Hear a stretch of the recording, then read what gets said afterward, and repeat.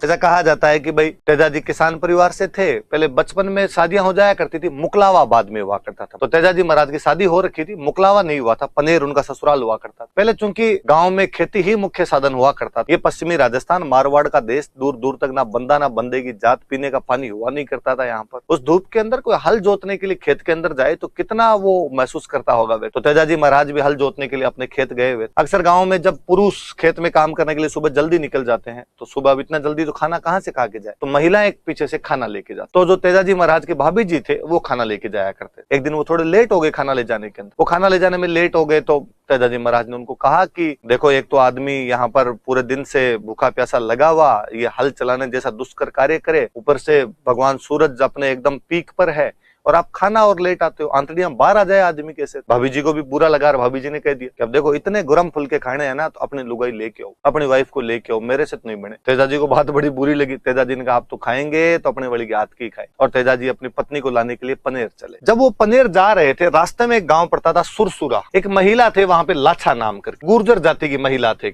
लाछा नाम करके गुर्जर जाति की महिला थे, लाछा नाम करके गुर्जर जाति की एक महिला हुआ करते थे, और इनकी गायों को लुटेरे लूट के ले गए। जब उसने तेजाजी महाराज को जाते हुए देखा कि एक व्यक्ति एकदम हथियारों के साथ नौजवान वहां से गुजर रहा है, तो वो घोड़ी के आगे आई, लीलन के आगे आई, उसने हाथ जोड़े, तू मेरे धर्म का भाई है, मेरी गायों को उठा के ले गए, मेरी गायें बचा। ये सुनते तेजाजी जी का भी यूं रोंगटे खड़े, उनको लगा यार कोई गायों की लूट कैसे कर सकता है, गायों को बचाना मेरा धर्म है। और उन्होंने कहा कि भाई तू तो रो मत, तू तो ये बता किस साइड के अंदर गए, बाकी मैं देख लूंगा उन सब। उसने बेचारे ने इशारा किया कि साइड के अंदर गए, और कहते तेजाजी महाराज उधर निकले, उन लुटेरों के साथ में गजब वाला युद्ध करते हैं, उन लुटेरों को भगा देते हैं, वहां से गायों को बचा कर लाते हैं। पर तेजाजी उस युद्ध में घायल, लथ पथ, खूनम खून हो जाते। बीच की कहानी है कि तेजाजी जब जा रहे थे उन गायों को बचाने के लिए, तो रास्ते में एक सांप था, वो जल रहा था। तेजाजी महाराज को पता नहीं था वो सांप जल रहा था, उनको लगा बेचारा जानवर आग में जल रहा है, और उन्होंने अपने भाले की नोक से उस जानवर को बाहर निकाल दिया, सांप को बाहर निकाल। सांप ने बाहर आते क्या किया, यहाँ मोक्ष मिलने वाली थी, पास पहुंचा हुआ ही था एकदम, पर आपने इस प्रकार से मुझे बाहर निकाल दिया। तेजाजी महाराज ने कहा यार मुझे क्या पता, मुझे तो लगा यार तुम जल रहे हो तो मैंने तुम्हारे लिए ठीक ही किया। उसने कहा नहीं, ये ठीक नहीं, बुरा हुआ है, सजा मिलेगी, भरपूर मिलेगी। तेजाजी महाराज ने कहा यदि मैंने अपराध किया है तुम्हारे लिए तो मैं दंड का भागी हूँ, पर एक बार मैं लाछा गुजरी को वचन दे के आया हूँ कि मैं उसकी गायों को बचाऊंगा, तुम एक बार मुझे जाने दो, मैं लौट कर तुम्हारे पास जरूर आऊंगा। तेजाजी गायों को बचाते हैं। उस युद्ध में घायल होने के बाद वो पहुंचते हैं उस सांप के पास, और उस सांप को कहते हैं कि भाई अब बता क्या दंड। सांप ने कहा मैं तो क्या दंड दे सकता हूँ, मैं तो केवल डंक ही मार सकता हूँ तुम्हारे। तेजाजी ने कहा कि मैं तैयार हूँ, तुम डंक मारिए। तो उसने कहा मारूं कहाँ, चारों तरफ तो खून खून टपक रहा है तुम्हारे। तो तेजाजी महाराज ने कहा कि मेरी जीभ पे तो तलवार नहीं लगी, तुम मेरी जीभ पे डंक मार सकते। सांप के काटने से तेजाजी महाराज की मृत्यु हो गई, पर उन्होंने कहा उस दिन कि आज मेरी मृत्यु भले ही सांप के काटने से हो रही हो, लेकिन आज के बाद मैं किसी की भी मृत्यु सांप के काटने से तो नहीं होने दूंगा।